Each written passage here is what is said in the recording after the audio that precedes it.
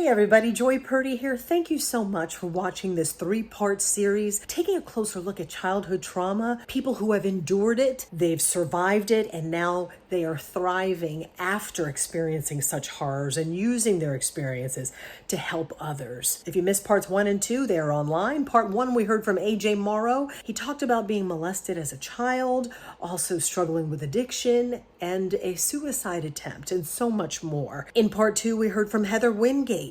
She is a survivor of sex trafficking. And now in part 3, we are talking to CAROLE GARDNER. She is Heather's mother. Can you imagine being a mom and not knowing where your daughter is, searching for her on the streets at night, knocking on doors at a motel? CAROLE is very open about everything, talking about a parent's perspective on the other end of trying to help your child get out of this horrible situation. Please be sure to subscribe to my podcast on YouTube, follow me on Spotify and Apple Podcasts, and I hope you get as much as I did out of CAROLE's story. Heather's mom has joined us. I appreciate that. AJ had to go and get on a call for work. And CAROLE GARDNER, thank you so much for talking about this, because I'm trying to put myself into your position as a mom. Mm-hmm. And Heather, you were talking about how, there's such a stigma with if your kid doesn't stay on the straight and narrow, then all of a sudden you as the parent, you're like, oh my gosh, I can't go out. I can't talk to anybody. Everybody's looking at me. It's my fault. So, golly, where do I start? Tell me about this dynamic. You never stopped trying to help. No, but I finally learned that I had to put some boundaries up, because at one point it was going to affect me and my health. It was already doing that, because I was just so worried. I looked for her all the time. I never knew where she was. When I did find her and would see her, it would break my heart. And even though I wanted to give her money or try to help her, I knew in my heart what that money was going for and what it was going to do. So it's got to be so hard to not help, like to not give money, to not... How do you do that? Well, I think I was very fortunate, and my husband, who has always supported me, he stepped in the middle of it, and he said, "Carol, you have got to stop helping her." He said, I'm not going to tell you that I'm going to walk away, but I am going to tell you it is affecting our marriage, it's affecting the youngest and our family. And you have to make that decision, and you are going to have to make that choice. And I said, I will make that choice, but I will never give up hope. And if she needs me, I'll be there, but I'll be there and try to support her in whatever way I can. And that's kind of how I had to pull myself, because I would go buy groceries wherever she might be staying, and I would look at her, and I knew she was high. And then I would be concerned, okay, is she just going to sell those groceries? I mean, I didn't understand really the magnitude of what she was caught up in. I mean, people tried to tell me. And, when Back Page or whatever, someone, had said that to me. And I was in my Rotary meeting. And I'll never forget this day. I walked in, and several of the people in there were like, "Oh, hey, Carol, how you doing? You doing good?" And I was like, "Yeah, I'm doing great." Because I've always put this front on. I'm good, everything's good. And throughout the whole meeting, people kept coming over, and they were telling me they were praying for me. And I have one dear friend of mine, the two of us grew up and went to high school in Green Cove, and she said, "Can we grab a coffee after we get finished?" And I said, "Sure," because it's a breakfast meeting, but I thought, okay, she must want something or to talk to me. And she said, we went and we got coffee, and she said, "How are you?" And I go, what is everyone asking me about this for? And she said, you don't know, do you? And I said, what? She said, Heather was all over the news last night in a sting. I never saw it. And I was like, so everyone there, they felt sorry for me. And, you know, at that point, I think is when I realized that don't feel sorry for me. Just be there. But this could happen to anyone.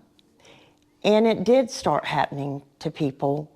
And they started contacting me. How did you go through this? I don't want anyone to know this. Can I just talk to you? I'm pretty much an open book about it.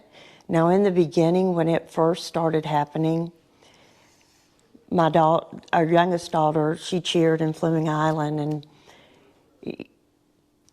I was so judged by so many people. And I just would kind of put it aside. And, you know, Heather one day told me, you're more worried about what people think than you are me.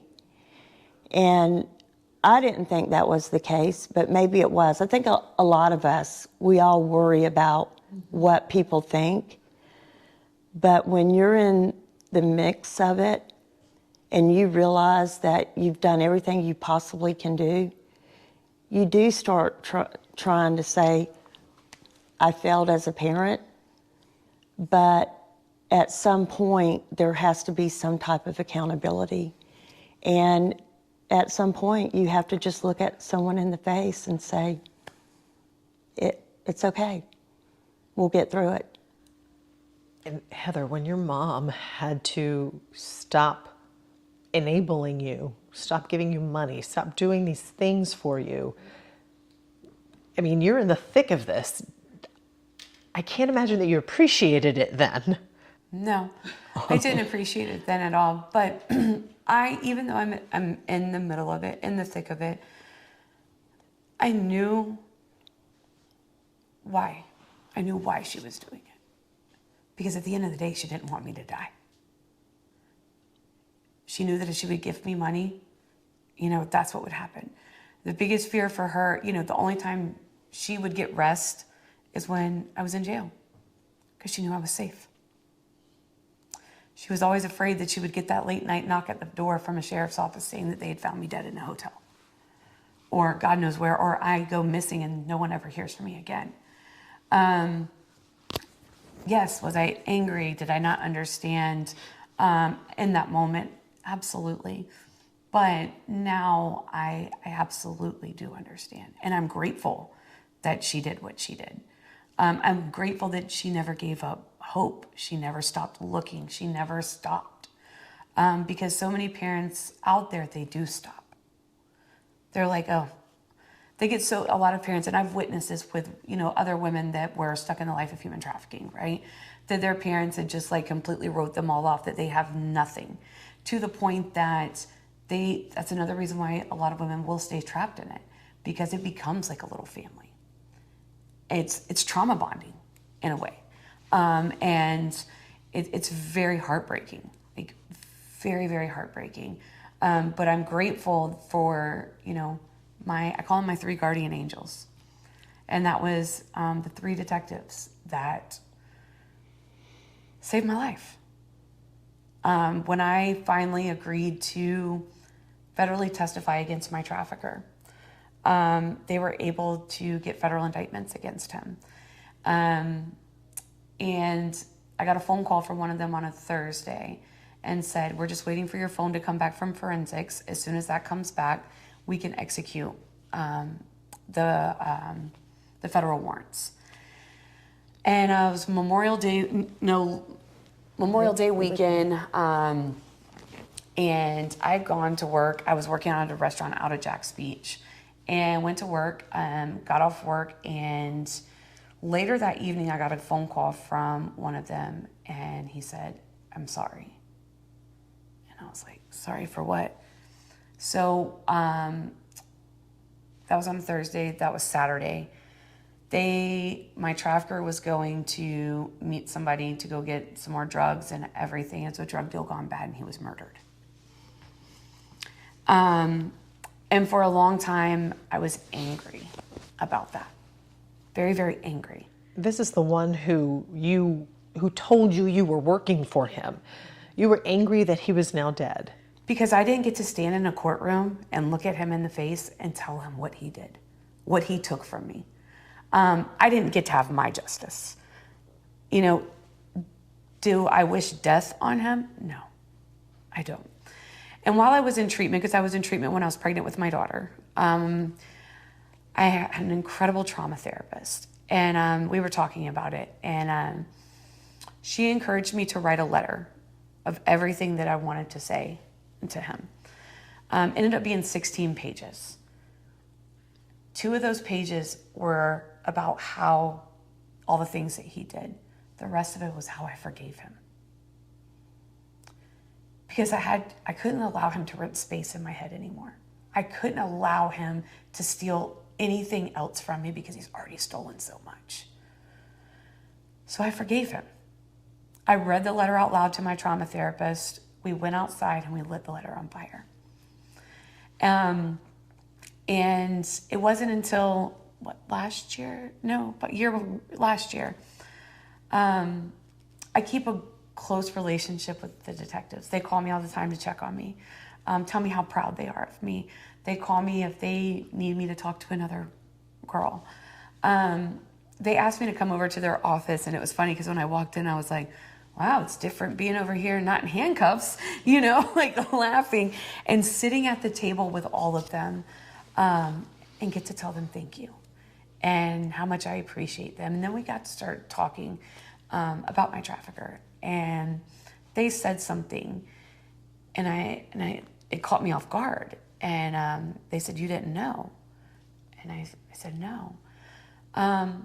So unfortunately, my trafficker fell to his childhood circumstances.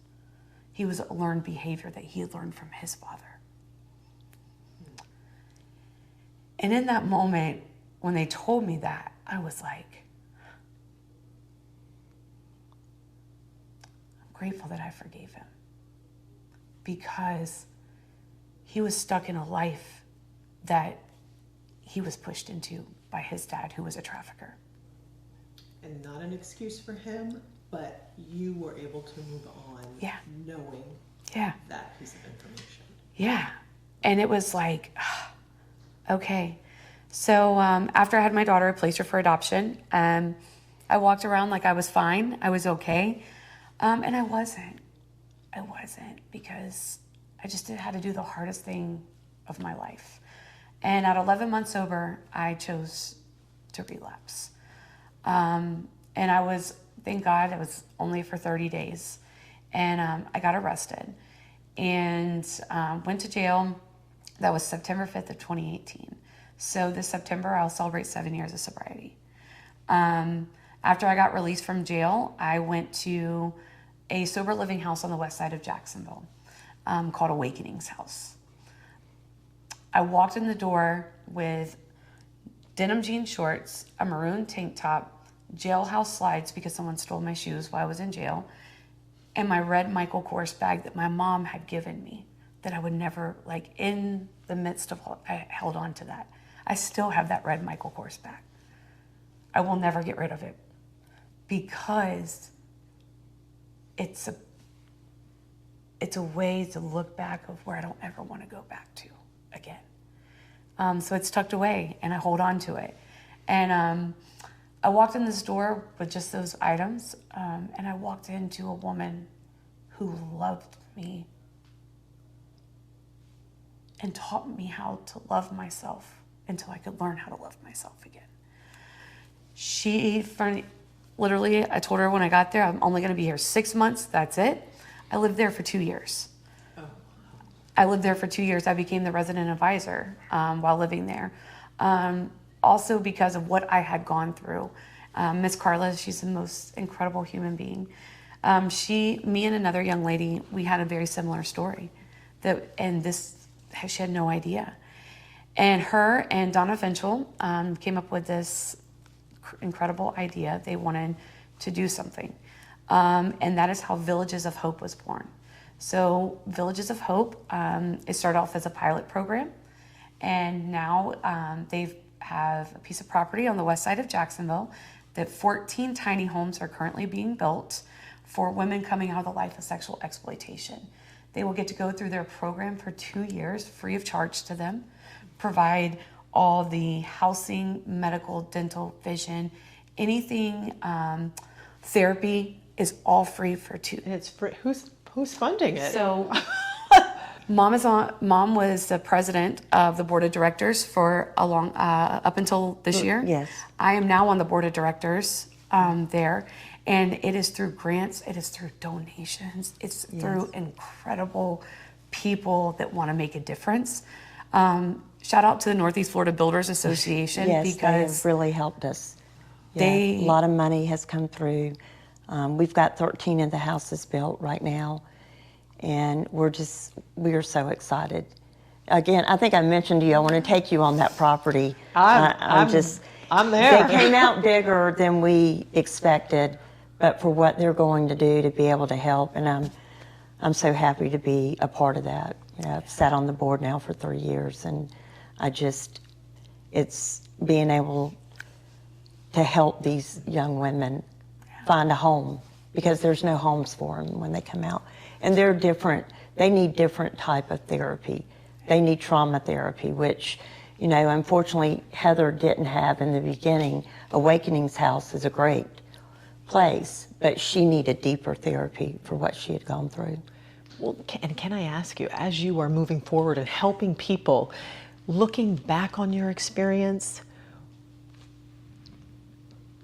are there things that were missed that parents can see? I'm trying to figure out how to help parents cut this off at the head. I don't know. I don't know that you can cut it off at the head, but I do think there are signs, as I heard Heather tell you, she was very active, cheered, just very outgoing. And I noticed right off different friends and her kind of pulling back. And, I would bring that up, and she's a teenager. You get real resentful about that. And then, all teenagers like to sleep in and stuff, but not all day. It was like her, you just all day sleeping. And I just think there's so many early signs that parents are scared or they sweep it under the rug. For me, it was like, Heather had always been great. Really, I compare it to, she went in that bedroom one day and came out like Linda Blair from The Exorcist, if you remember that. Like her head spun around. I don't even know who the child was, and became very defiant. And, that's the hardest thing for a parent to watch. But you cannot blame yourself, and I did that for so many years. I mean, I went through my own struggles. There were some nights that I would just drink a bottle of wine to try to pass out because I didn't want to hurt anymore. I was tired of it. And Heather did mention her father, and that I'm sure that was part of your guilt and blame. Yes, yeah.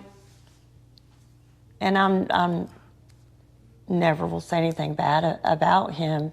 We were not good for each other, and could probably have been in a toxic relationship. And I should have left earlier, but I had 2 daughters that, my parents had been together 60-something years, and I was brought up that way. And to try to do everything you can possibly do to hold on to your marriage for your children. But looking back, I probably should have stepped out of it earlier, but I might not have ever met the man that I have now, who kind of taught me how to love myself and how to get past all of this, and to realize that the important thing is, if you've got a partner, you need to be honest with that partner. And a lot of times I wasn't with my husband because I wanted to hide some of the bad things because I didn't want him to think bad of Heather. And she, you know, to me, I was protecting her. And he probably should have known a lot of the hurt and a lot of the things she was doing prior to that. And maybe we could have stopped some of it. But. And I did have one more question for you because I know, Heather, you got to go too. Your phone's blowing up. Oh, I'm it's sure. the story of my life. It's Okay. every day. But tell me, you were forced to talk about this when Heather's face was plastered all over the news. Looking back, what is your advice for, Heather said, don't be quiet about it. Do you agree with that? As far, because it's hard as a parent to say something's wrong. Right. I do believe that you should talk about it. And we live in a world where people are very judgmental. And as I mentioned before, once I opened up and started talking to people, I had so many people contact me and say, I can't believe you were that open, but I'm going through this. Can I sit and talk to you? Absolutely. People need to be able to share that with each other. So if they don't feel comfortable going to a counselor, going to someone, there's always someone they can bond with. And Heather gives my name out. I get random people calling.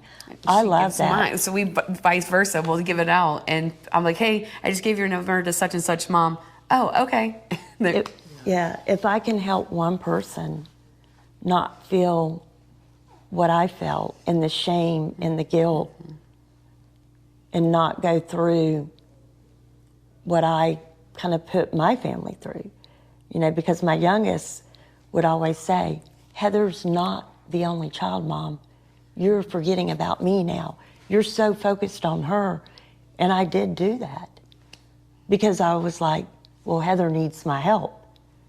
And you get caught up in that. And that's hard as a parent because you're trying your best to make this one be okay. And this one is also struggling with her own issues. So I just tell parents, it's okay to reach out for help. It's okay to tell someone it's not right. And I know there's a lot of single parents, and what they need to do is try to find that one person to help them, to talk about it, because not talking about it, it'll eat you alive. It will. Carol, Heather, I'm so glad to see your relationship is so great and it looks stronger than ever now. It is. She's an incredible. She's a strong woman. She really is. And I tell her all the time, when I grow up, I want to be you. Like, I want to have the resiliency. I want to have, the drive, the determination. Like, I admire who she is.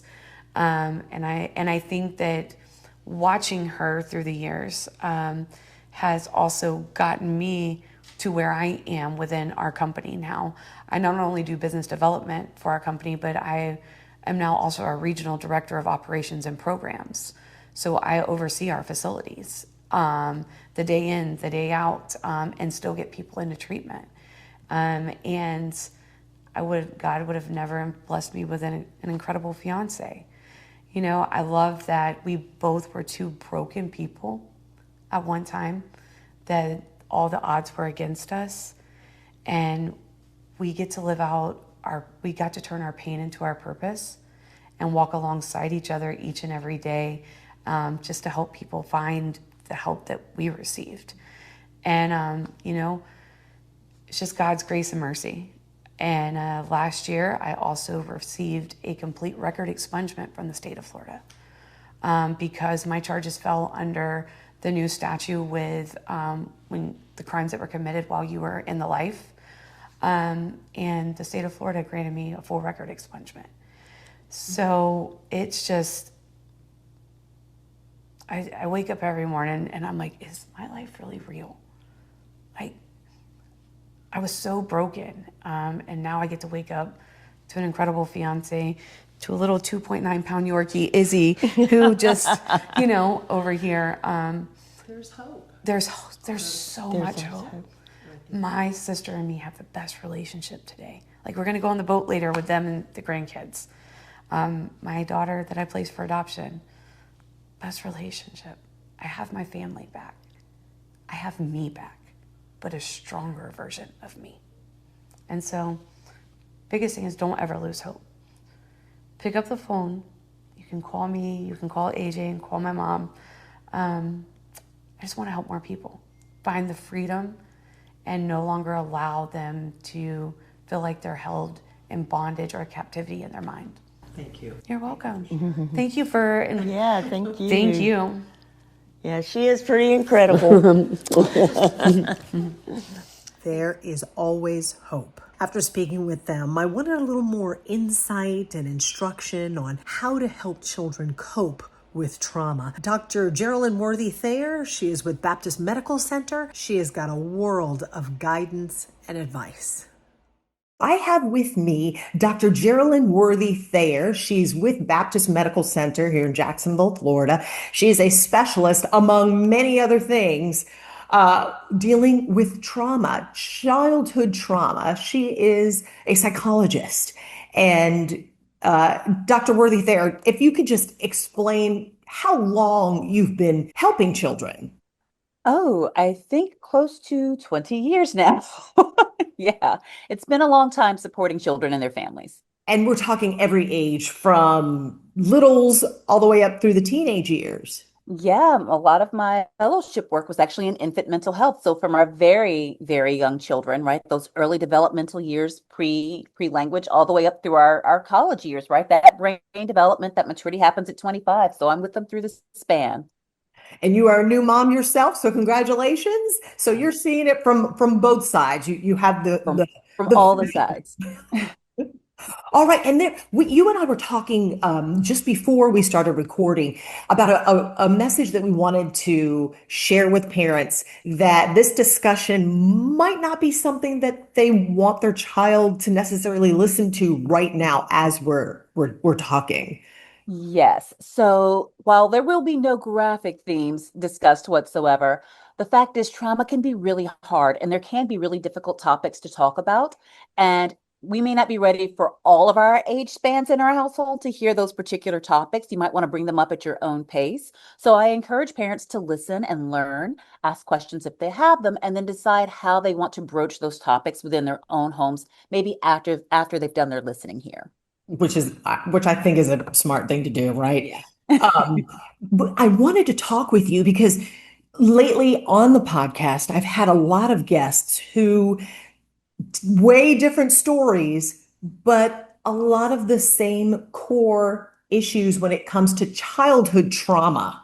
I know a guest, Jesse Clifton, AJ Morrow, Heather Wingate, they all have issues that they're still working through, but a lot of it stems from trauma that's happened as a child. So can we first talk about trauma? Because in my mind, I'm thinking about their extremes, the death, the murder of a family member,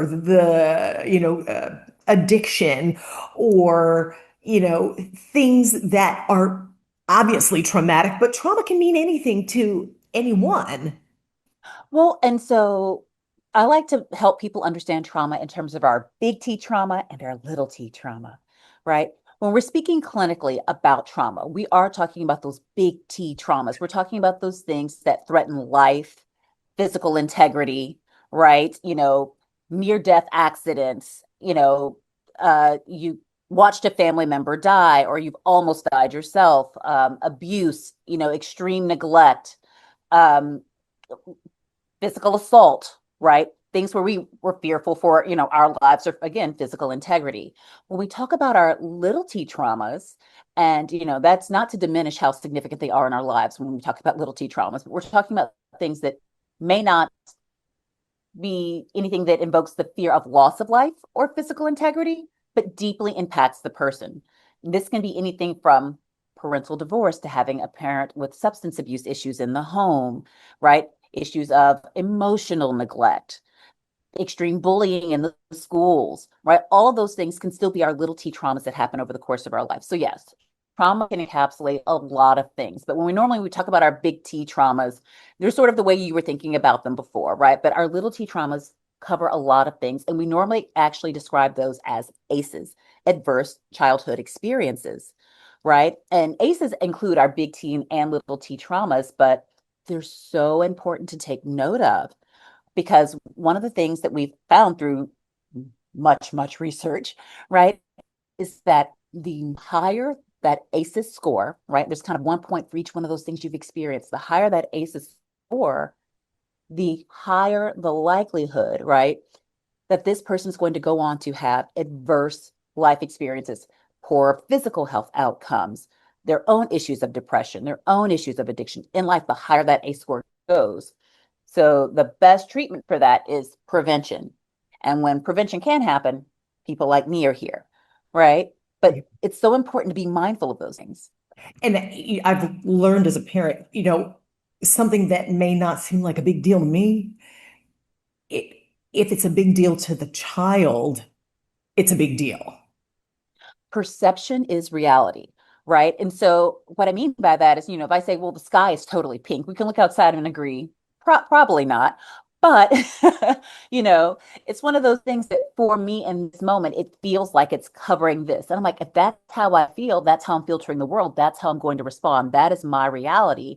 So for you to understand it from that lens is going to be the way you're able to support me. And eventually, when I feel safe and I feel supported and I feel heard, you can bring to the fact that, like, sky's actually kind of blue and clouds sprinkled through, right? But if you start there, I'm like, you're not trying to hear me. You need to meet me where I'm at. So what are you seeing? What are you seeing that are some of these big and little t traumas that people are coming to you for help? Because I'm sure others will be able to relate to this. Right. In terms of my personal experience, unfortunately, I have seen the gamut of big T traumas, everything from physical assault and rape and childhood abuse to neglect, both, basic need neglect. I've not been fed, I've not, there's no shelter, there's no running water in the home, to just emotional neglect, right? Yeah. There's food in the house, there's, water. I get taken to school. I'm not nude, I get cleaned, but no one takes time to speak with me. There's no emotional bonding. I'm sort of just like in the house, but not considered, to issues of bullying and divorce, especially those nasty divorces where, there's a lot of finger pointing going on between parents. Those things happen. Issues of adoption and traumatic fostering. They're just kind of a wide gamut of things that you see. And it appears that a lot of what you've said seem like they happen before what you were talking about earlier. A groundwork is laid for kids to be able to have that safe space of talking, because you really it's almost hard to prepare for anything that could happen. So what is the groundwork to lay for your child in the event that something does happen, so they feel, I mean, open lines of communication, you hear that all the time. But you know what? As teenagers, they're not talking a whole lot. Right. And so some of that is the parenting groundwork and framework that we use.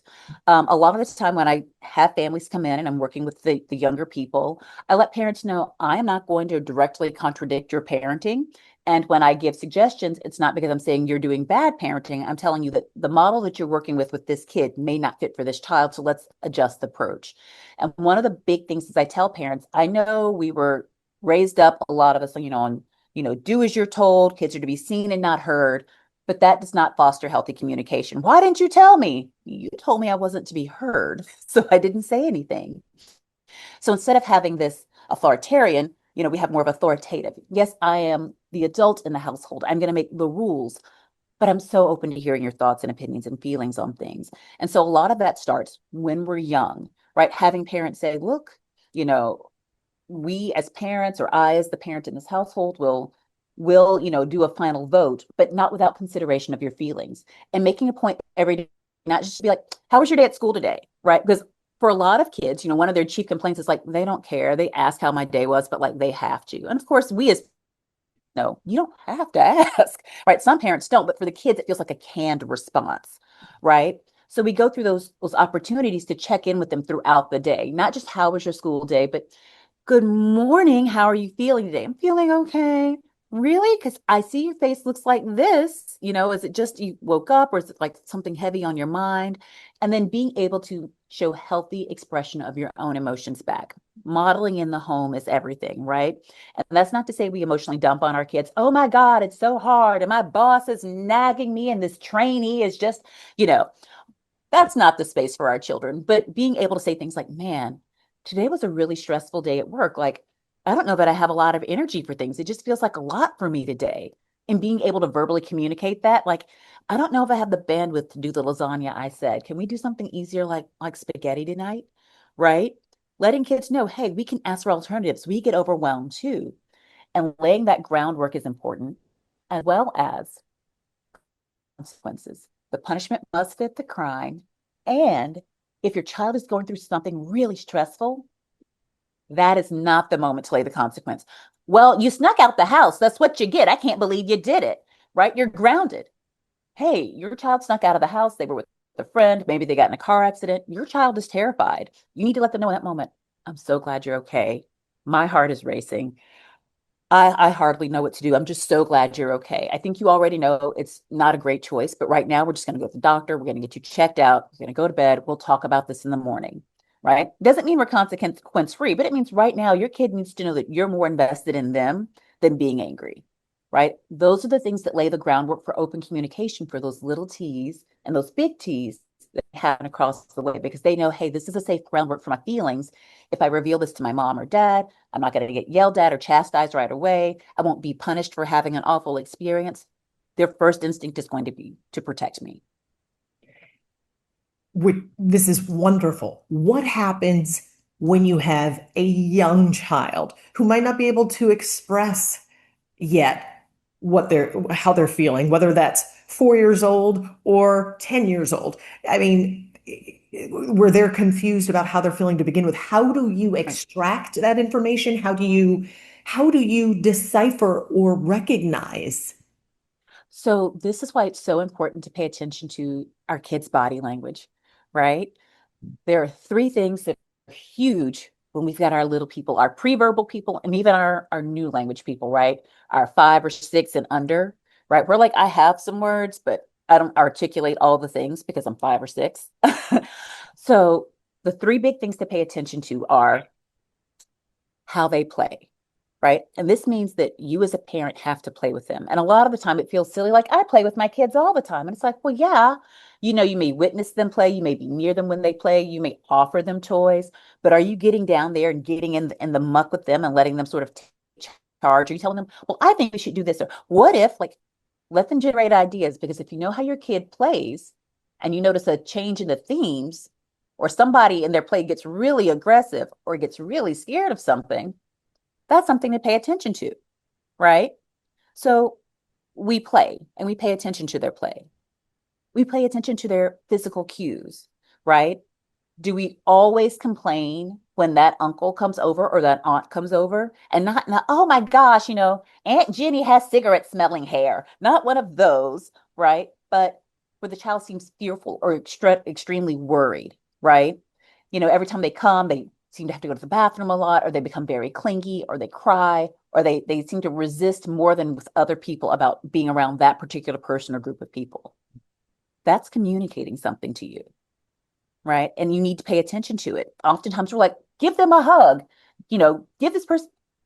Bodily autonomy is important even in our littles, and while we kind of feel hurt, it's like, this is my mom. My mom loves you. Give grandma a hug. If the kid is saying no, let them do no. And we have to be able to advocate for them. Hey, today we're not feeling like a good mood. Can we do like a fist bump with grandma? Right? Or can we go blow kisses from a distance and then go do something else?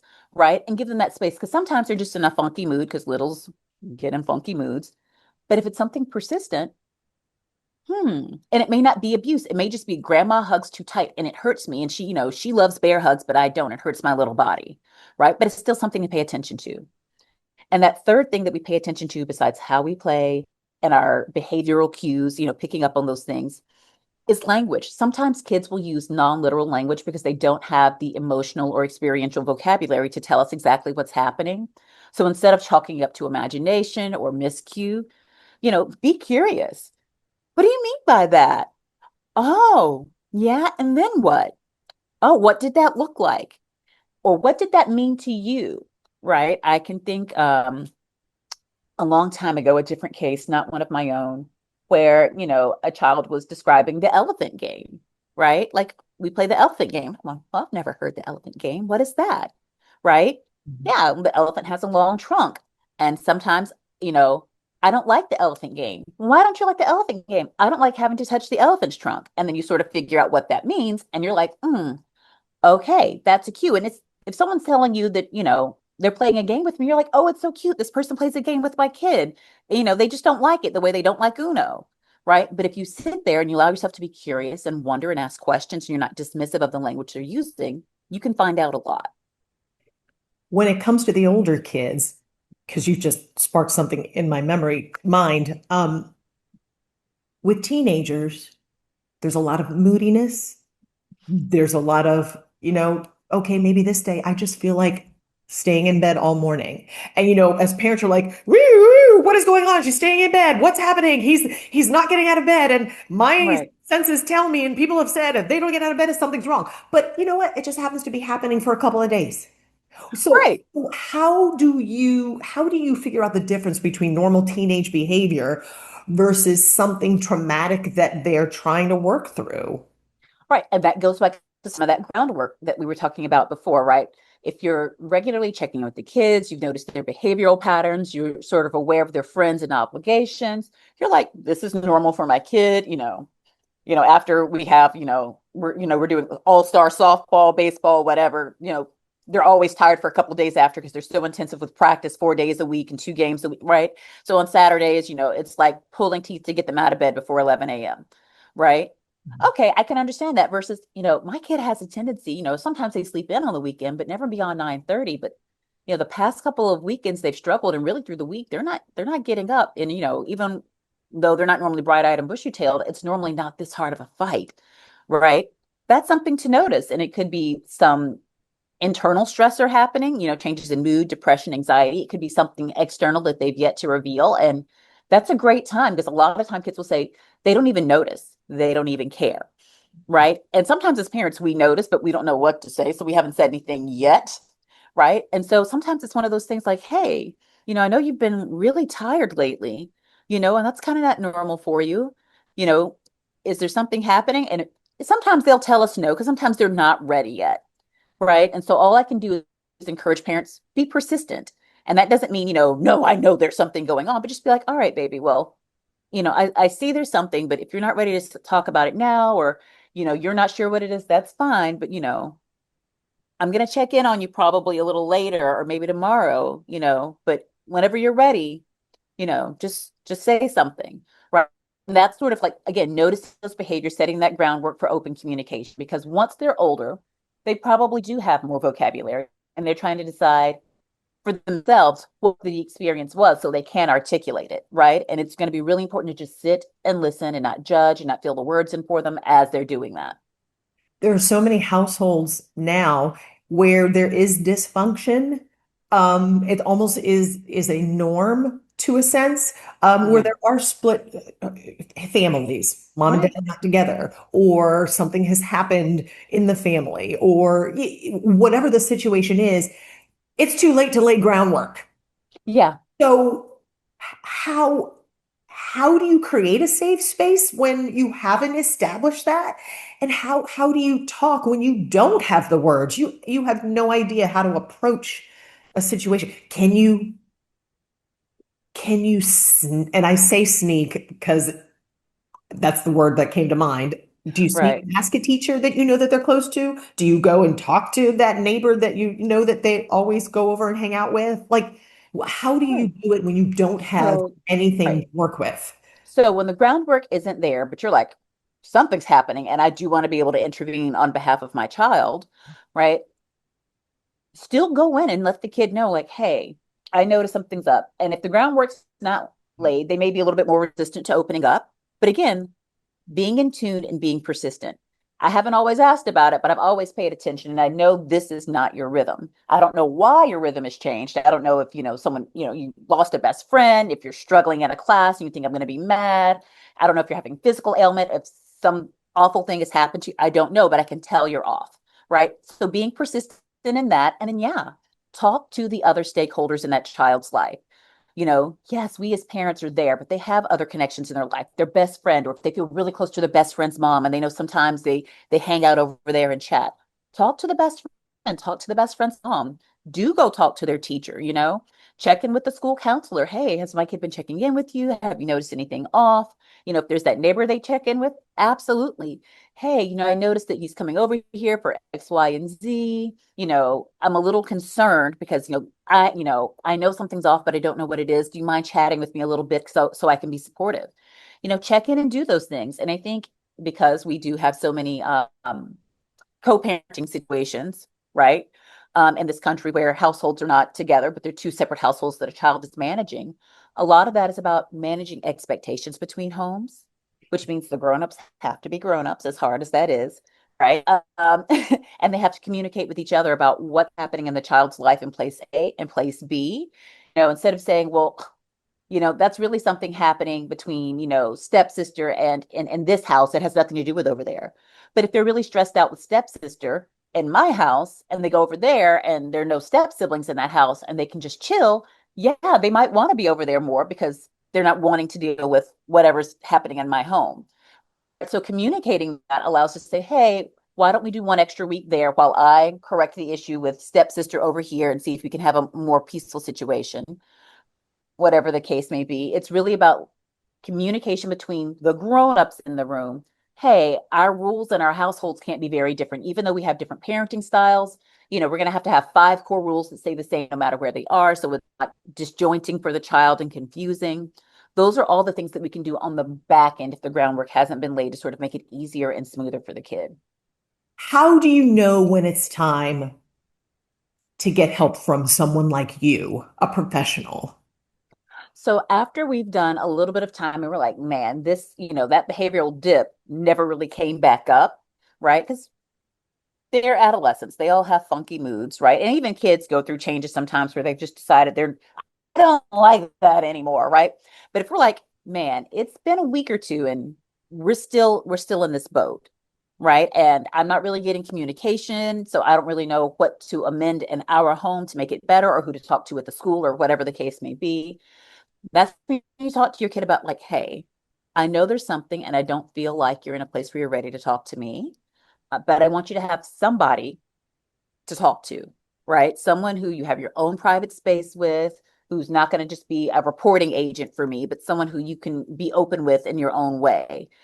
And I will tell you right now, particularly for the boys, sometimes with the girls, but for middle school aged boys, therapy is hard because usually when they come in and I sit with them and I'm like, hey, do you know why you're here? They're like, no. Or they'll be like, I'm here because they have problems. They being mom and dad, right? I'm here because they made me be present, right? And it's like it's obvious that something's going on. Mom and dad have already disclosed the behavioral changes, the dips in the grades, whatever the case may be for that particular child. So you lay the groundwork and you're open. And just because they're resistant doesn't mean you shouldn't give them the space. I've only had a handful of kids who didn't eventually come around and actually start to utilize the space therapeutically to start talking through their things, right? Because I've had a few that have told me straight up, I'm not telling you crap. And I'm like, hey, you're here anyway. Mom and dad are like they're paying for the space. I'm not ending early. We might as well use it to talk about things that are important to you. And if they're like, no, I'm like, all right, well, let's talk about something else, or we don't have to talk at all. And sometimes I let them hold the silence. I can usually hold longer than they can. And Or sometimes we'll start off talking about football or basketball or lacrosse or whatever they're interested in, right? I'm playing softball, or the girls on my volleyball team are so rude. I can't stand them. Like, oh, I get that. I've been on this before. Right? Let them open the door however they're willing, but don't let them telling you, no, I don't want to do it, or no, this is stupid. You guys are my problem. I'm the problem. You need therapy, right? Mhm. Don't let that be the reason you don't get them support, because even if they really feel like parental conflict or family conflict is the reason they're distressed, they need a space to discuss that. And yeah, mom and dad might need their own space, but it doesn't mean that the kid won't need theirs too. So, how do you describe and explain to a child therapy that it might be a good idea? How do you tell them that maybe this is something we should explore? Right. Well, the first thing is to do not describe therapy like a punishment. It sets up negative groundwork, and I and so many therapists have to work so hard to undo it, right? If you How don't start a telling me good you're going to have to go to therapy, oh, right? You're going to end up at therapy. You're like, you're acting crazy. You're acting crazy. Do you need a therapist? What's wrong with you? Right? Well, now you're making me the problem, and you're making therapy sound like something that only crazy people or bad people need. And I'm not crazy and I'm not bad, but now you're sending me to therapy. And now you want me to talk to this person because I'm crazy and bad and I'm not. So I'm not going to talk to them. Right? Setting therapy up in that way will not get you very far. And it makes it that much harder for me to actually start the therapeutic work. And I have to dig that much harder for the rapport to help this kid know mom and dad were upset when they said that, but that's not really what therapy is, right? Instead, letting it be like, hey, you're going through something. I don't know if I'm part of that something or there's something else going on, but I can say something's different in you. And I feel like because you're not ready to chat with me about it, you might need a space of your own where you can talk to somebody who doesn't know mom and dad, who doesn't hold all of our thoughts and opinions, who doesn't have the history, who will only know what you bring in the room, right? Someone whose job is to protect your thoughts and your feelings, right? Because I think previously we discussed we don't do secrets, right? We can do surprises, right? But someone who protects your thoughts and feelings in a way that means they're not going to report every little word back to me, right? And when the kids come in, I make sure they know at intake, hey, mom and dad are paying or their insurance is paying, but I'm your therapist. What you say to me stays private. And I give them our limits of confidentiality, which are usually our T's, our traumas, our big little T's, right? If you're thinking about self-harm or suicide, homicidal ideation, or if there are issues of physical, sexual abuse, extreme neglect, right? Those are reportable things. And I let the children and the parents know if those come up, I've got to report them.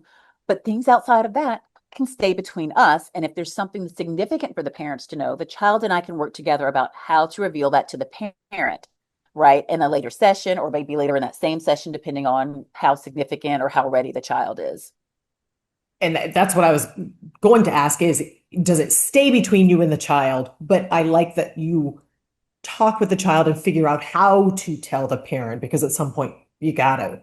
Right. And there's some things the kid will be like, nope, we're not telling them. And it crushes me sometimes because I'm like, I really want us to tell your parents. But if it's not a safety concern and nothing that was going to, impair their physical integrity, jeopardize their safety, I have to hold it. And that's one thing I think that makes it easier for the kids to talk to me about it is they know I'm going to hold it. Right. If there's something like, yeah, I've been vaping. Okay, friend, well, we're going to have to figure out how to tell mom and dad about that one. Right. It may not come up in that same session. We're going to talk about the health and safety risks, what has motivated them to start vaping. We're going to start talking about, alternatives they can use to fill whatever need that is, whether it's feeling cool or I do it when I feel stressed, whatever it is. We'll talk about alternatives. And then we're talking about like health and safety and like, hey, you think that cartridge you bought online and sneakily acquired somehow is really safe, but it might not be. And so we talk about like all the risks of buying questionable crap online, right? And we're like, we need to talk about it because if something happens and mom and dad have to take you to the hospital, they're going to find out anyway. Right. Yeah. And so we have conversations when it's stuff like that. But if it's something, I not allowed to date yet, but there's this guy I really like. And so we hold hands and we talk at school and it's never gone any further than that. Right. But now I'm not friends anymore with my best friend because she had a crush on him, but I don't want to tell mom how we're not friends anymore. I don't have to tell mom that, it'd be great if they disclosed it, but that can stay in the room with us. Yeah. Gotcha. And when a child, you mentioned something, you said a child may say, I'm not the one with the problem. It's my parents that have the problem. What happens when it is the parents? What happens when they are dealing with their own childhood trauma? Does that come into play? Do you see that happen often? Ah, that definitely happens. And sometimes the parents are in a place where they are ready to get their own work, or they acknowledge that work needs to happen and they're open to me making referrals for them to have their own services. And sometimes the parents are like, "Oh, they're just saying that because fill in the blank," and they're not really there. And unfortunately, I can't coerce that parent into getting treatment, right? It's a free will thing. And when that's particular situation, I empathize with the kid. I talk about like, hey, let's talk about how you manage in the middle, right? Like, I want mom and dad to get the support, but they're not willing to get it. Or, yeah, stepmom, 'cause sometimes you're like, stepmom doesn't treat me fairly. You're like, okay, friend. But then you hear it and you're like, oh, that's problematic, right? And if you it up to the primary parent and that person is siding with the person who's, maybe being biased or not willing to intervene because they're like, it's too much fuss.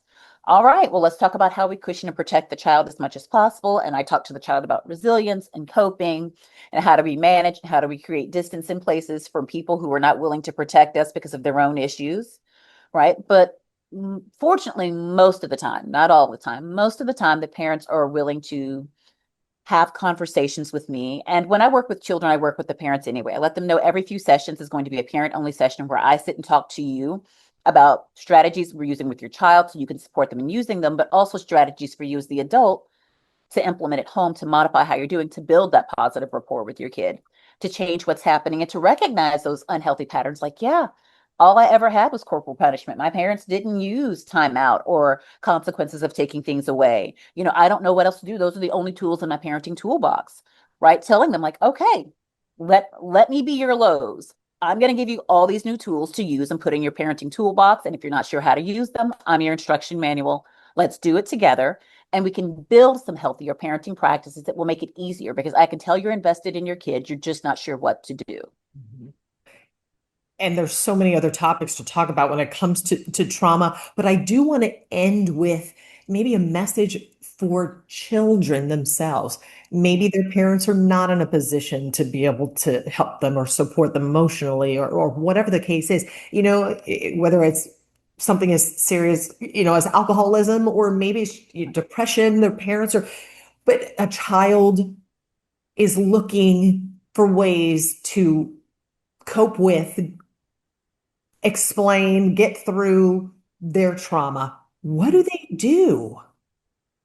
So, unfortunately, mental health is one of those things where it's great if you can get access to it, but when you're 7 and you need the help, you can't just be like, I'm going to grab the insurance card, I'll set it up for myself, right?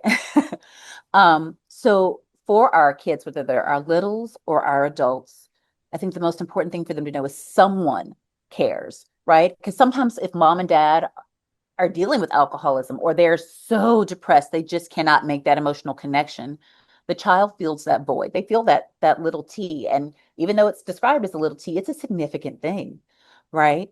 It absolutely impacts development and outcomes. So for the kids, I say, know that someone cares. And sometimes you have to find the someone, right? Sometimes mom and dad they care and they're locked in a place to where they can't show it. And you need another adult who can.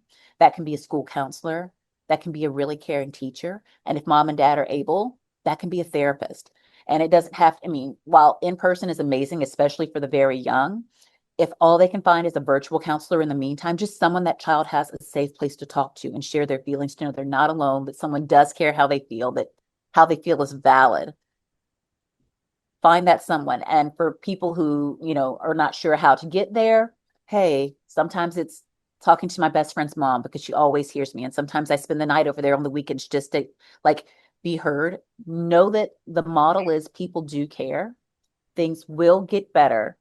And it does take a little effort from the people around you and yourself, but they will improve. And there's always someone who cares if you seek them out. Dr. GERILYN Worthy-Thayer, thank you so much. My absolute pleasure.